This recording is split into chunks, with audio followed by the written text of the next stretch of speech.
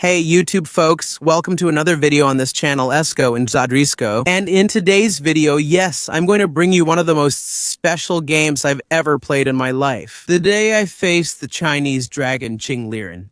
At the time I played this game with him, he had the second highest rating on the planet. Now, this game happened because I received an invitation from TS24 to participate in a simul against Liren. In other words, he was playing here against 7 boards at the same time. And I was one of them. And this game was played live. I was streaming, okay? And I mentioned on the stream that my strategy for playing this simul would be whenever I had the possibility to play a more positional move or a more aggressive move, I would choose the more aggressive line. Why? Because the simul player will have a much harder time finding the most precise moves in complex positions. Why? Because he's focused on a bunch of other games. So that would be my strategy. Now, what happened here is almost unbelievable, as you'll see. So hold on to your seat, get your popcorn ready, and let's watch this unbelievable game now. So guys, here we are playing white. He's shaking in his grob boots. Raffael chess versus the Chinese dragon Liren. This rapid game gives each player 30 minutes plus a 30-second increment per move. And I started, it was with him, of course, Bob Fischer's favorite equatrino, and there it is. I'm going to face the Macarocano Liren. I played d4, d5, and now e5, a variation I'm more familiar with. So he played bishop f5 here, and now there are at least a million ways to play against this bishop f5 move. I choose bishop d3, aiming for quick exchanges. Bishop takes, queen takes, then e6. And now we get to a position with a French defense structure, a closed center, where black no longer has the bad bishop. And here I was somewhat familiar with the middle game plans in this type of structure. And then keep playing, so with knight to e2 bringing the knight into play. c5 Jing goes for this thematic and strategic move for black. This leads to breaking the base of white's pawn chain in the closed center. I play c3 to reinforce it. Then knight to c6 and castle, protecting my king. Then knight to g7 followed. The plan is clear here. Liren wants to play knight to f5 and start putting pressure on the d4 pawn here with all the pieces he can. In fact, it's very common here. Right after, black plays queen to b6 and puts full pressure on d4. Well, I already knew about this idea, so I played a plan against it, which is the move a3, which brings the idea that if he plays queen to b6, I can quickly play b4, not allowing him to put pressure on the b2 pawn, also forcing a decision in the center. Jing played knight to f5, a standard move, and I played b4, already proposing a decision here in this queen's side center situation. So here, he decides everything. He takes on d4c, takes d4. But I expected queen to b6 here, the most common and theoretical move in this position. Jing now plays bishop to e7, likely to avoid deep theory and take me out of it, waiting for me to start making my blunders outside of theory, to start thinking on my own. Well, if he played queen to b6, which was the move I was expecting here, now putting pressure on the d4 pawn, I was already watching for a tactic in this position. It would be to play the move rook to d1. I reinforce on d4, and after bishop to e7, preparing to castle, I play knight to c3. Here there's a terrible grob trap, because if black plays the most normal move, which would be castling, I'll go, oops, knight takes d5. White gains the advantage here. I attack the queen, and if you take the knight, the f5 knight is lost. Of course, I never dreamed that Liren would fall for this trick here, but anyway, it didn't hurt to try. Well, he played bishop to e7, already going quite far from theory. I played knight to c3 for the same reason. If he plays queen to b3, I take d5 with my knight, and he castles, then bishop to e3. I finish my development, and he plays queen to d7, Stockfish's best move. But I wasn't familiar with this move and hadn't seen it in this position before. And here we can see that Jing has some preparation, a very creative idea for this move, which is to play b5 later. When he takes on e3, he'll distract my queen. He has a clever idea here, which he had clearly already studied. I played g4, which is a thematic move in this type of position, removing this knight from f5. There was an exchange. Knight takes e3, queen takes e3. Then Jing plays b5. Check out this creative move. Stockfish says it's the best. What's Liren's plan with this move? He's clearly sacrificing the pawn, but I didn't take it. If you take here, he wants knight to b4, which is bad. Now I can't defend my knight because of the double knight on c2. What should I do? If I take his knight, he recaptures, and now he's causing trouble on my queen side. Everything's ruined. And if the pawn on b4 falls, he has the passed pawn on a7, and that would be a serious problem for me. Of course, I didn't take that poisoned pawn, but I realized Jing wants to play a5 here. It's not really sacrificing the pawn, but playing a5 to pressure the b4 pawn. And, as I mentioned at the beginning of the broadcast, whenever I had the chance to play an aggressive move, I would go for it. And I played here. f4, I was scared. But I played f4 because I was confident that I could create some attacking theme. Here on the king side, against his a5, and he played a5. Well, now there's no turning back. I can't really defend the b4 pawn anymore. I'm forced to continue with my attack. I played f5 here and prayed. Well, Jing at this moment, he took on f5. Stockfish doesn't really like this move. Stockfish suggests that the strongest move for black is to take on b4 conveyor, which during the game was a variation. I believe that if he took on b4, I would be winning with f6, but Stockfish said no. I'm not winning here because there's a strong defense with rook to fb8. Look at this drama. If I play queen to g5 threatening mate, he has bishop f8. Then I take on g7, and bishop takes g7. This is very confusing. Although Stockfish gives a big advantage to black, here, knight f4 and knight h5 are coming. Well, he didn't go for that. It's a really tough line.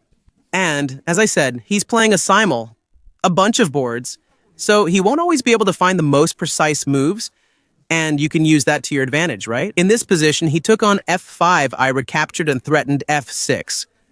But now the position changes since after f6, he has queen to g4. And he's going to try, with this plan, to trade queens in some variations. This is going to turn into a complete mess here. But on the other hand, Stockfish probably doesn't like this move very much because he's going to open up the G file here, and you'll see that in the future, White will be able to use these attacking themes along this file. Well, he played here, then, capturing on B4, and now I played F6, which is a super risky move.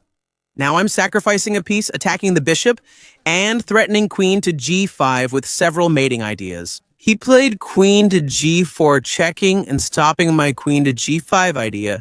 I moved king to h1, but then miscalculated.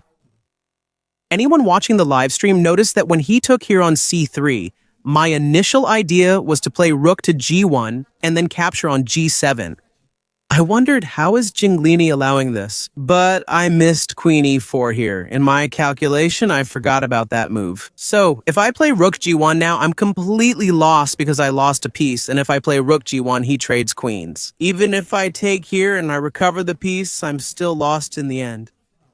An advanced pawn, and my pawns are shattered, making it very dangerous for me. So at the moment I realize I missed queen e4, I start to improvise. I need to stop the queens from being traded. I can't allow that or I'll lose. So here I found rook f4, which defends queen e4 attacks the queen. And now there's the idea of rook g1. I'm invading g7 and the bishop is still falling, so everything seemed to work. Unbelievable. Even after I played this rook f4, watch the reaction that Liren had.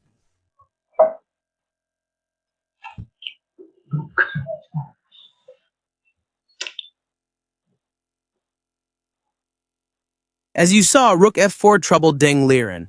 Psychology also plays a role in chess. If it bothers your opponent, things are going well. You might be saying, Raffael chess, rook f4 is the best move here. But it's not. There's a better move. Stockfish suggests knight takes c3 a move I hadn't considered. It defends the e4 check and threatens knight takes d5. I could capture the bishop and prepare the rook for g1. This move made sense, but I missed it. Now I played rook to f4. It's a rapid game. Ding is also worried about other boards, and he plays here. The move d6, which is a very human move, but the move that Stockfish goes crazy about here is d5. It looks like a move where black is going to be lost, but no. Surprisingly, this is black's best move, allowing rook to g1, but now you need to find c2. See how tough it is in a fast-paced game? Because you threaten rook takes a3, allowing rook takes g7 and king to h8. And in this position, Stockfish says that black is much better here because it's threatening rook takes a3. The pawn is really advanced and now I'm down a piece, right? and I can't take the bishop anymore, otherwise I'll lose the rook. So this refinement is something that sometimes you don't have time to find in a fast game. Well, luckily for me, Liren played the move d6 here, and now I played rook to g1, threatening to take there. Because there will be many checkmate ideas, right? If Ding allows rook takes on g7, king to h8, queen to d3, I deliver mate on h7. So Ding played g6 to defend. And now, the idea that I'm always keeping an eye on in this game is always the checkmate themes here on g7. Right now, I'm not considering recapturing the bishop. I keep wondering how I can try to invade and threaten mate on g7 again. My first thought was rook to h4, but that's a bad move here since it allows bishop takes f6. Look at this drama. If I touch the rook, I can't take here because otherwise I lose the queen. So when he played queen to e6, he might have already seen this tactic and was setting up his tricks, right? So I didn't play that move. I realized there was this theme. My second idea was rook to f2 to defend the f6 pawn and threaten the queen on h6. If I played rook to f2, he'd have king to h8. Now, after I invade on h6, he plays rook to g8, so I can't checkmate, and my attack is fading. He's also preparing bishop to f8. And then I improved on this idea, thinking here, the move rook to f3. And this move seems to solve both problems. Why I threaten queen to h6 mate and Roberti? I defend on f6, and if he plays king to h8, I have queen to h6, still threatening mate on g7. If rook goes to g8, I play rook to h3, and mate on h7 can't be stopped. So I thought rook to f3 must be a bomb here. At that moment, I got really nervous as things seemed to work out. The pressure rose and I got a headache. The streamer was going absolutely crazy at that moment. Well, Jing here played the move a rook e8, which is a sneaky move here because he's threatening the same tactical idea again. Bishop takes f6. If I take with the rook, he uses the queen, pawn takes e8, and my queen on e3 is lost. It was a sneaky move from Liren, though Stockfish wasn't a fan of this move. But now I play knight to f4, which for me was the move I was happiest to find in this game. I placed the knight on an advanced post as an intermediate move to attack the queen. Soon after, I thought of playing knight to h5. After capturing the bishop and aiming for f6, Jing played queen to d7. And I remember that this was a very, very dangerous moment in the game for me, because I got down to 20 seconds on the clock. If I'm not mistaken, okay? I was calculating the idea of e6.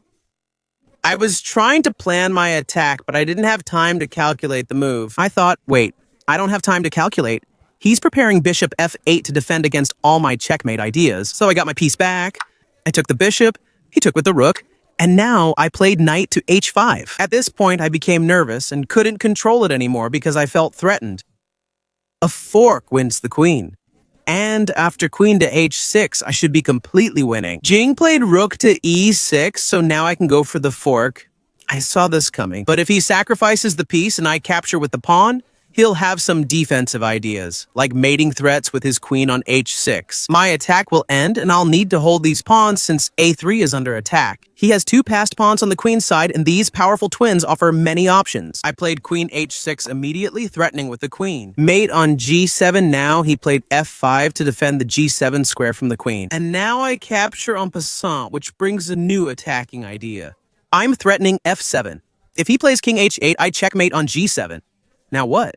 If he takes with the queen, he sacrifices it and I win completely.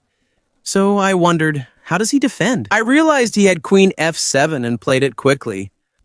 Now I have to keep attacking since he has pawns here, right? And the little pawn on a3 is hanging. I played rook g3, a move I'd considered earlier, aiming to capture on g6. His king is really exposed now, right? He played rook a7 and I thought, there's no way he'll find a defense here. I took on g6, hg6, rook takes g6. And now his king has no more escape squares. He sacrifices the queen on g6. We've hit another bad moment in the game. He plays king to f8. I play queen to h6, and he moves the king back to g8. Here comes a draw offer by repetition. If I play queen to g6, he moves to f8. Queen to h6, he returns to g8. The game ends in a draw. In other words, I have here in my hands the possibility to draw with Jing Liren. And I got nervous at that moment. Why? The endgame remains unclear. He has two rooks and a knight. I have a queen and a knight. There's an advanced pawn, the queen is active, and a rook checks on the 7th. And here I remembered the teachings of Raffael chess. who always says at certain moments in life, you have to ask yourself, are you a man or a mouse? And I thought, I'm going to have to take a risk here. I'm going after Jing Liren. Winning or losing is part of the game, so I played queen to g5. He moved his king, and I took here on d5 and kept an eye on this position.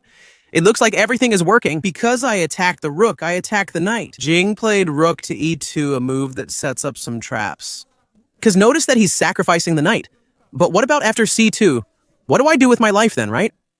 He's preparing the check and promotes the pawn, so I was really afraid here of letting this position slip away. And I played the most solid move I could find, okay? I eliminated his little pawn here. I played queen to c5, king to f7, and I took this pawn. And at this moment, I still thought he would keep playing, okay?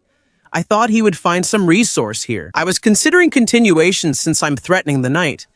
If it moves, I'm threatening queen to d3. I play the rook here and prepare the check on h7 to try to take that rook as well. But here, the unbelievable happened.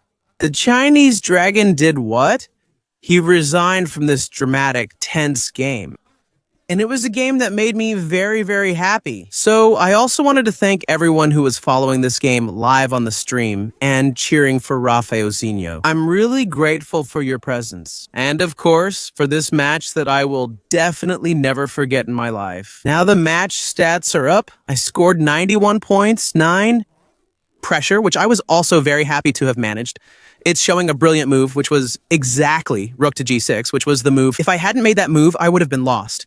It's also highlighting a brilliant move by Jing Liren, which was g6 when he defended with rook takes g7. So a really, really cool game, an unforgettable game. For this streamer, I hope you enjoyed this analysis, and I also really appreciate the support during the game. We're in this together, guys. If you liked the video, don't forget to hit that like button down below, and see you in the next videos.